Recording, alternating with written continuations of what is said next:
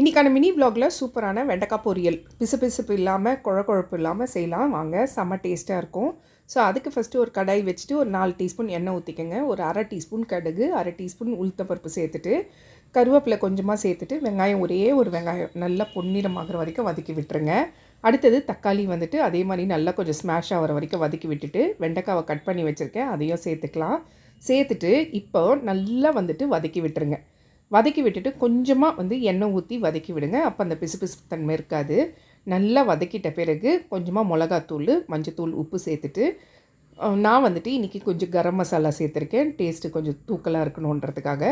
So இப்போ இதை எல்லாத்தையும் சேர்த்துட்டு கொஞ்சமாக ஒரு அரை கப்பு மட்டும் தண்ணி ஊற்றி விடுங்க. ஊற்றிட்டு இதை எல்லாத்தையும் ஒன்று போல் நல்லா மிக்ஸ் பண்ணிவிட்டு ஒரு தட்டு போட்டு மூடி ஒரு 10 நிமிஷம் ஸ்லோ ஃப்ளேமில் வச்சு விட்டுருங்க. சூப்பரான வெண்டைக்காய் பொரியல் ரெடி ஆகிடுச்சு.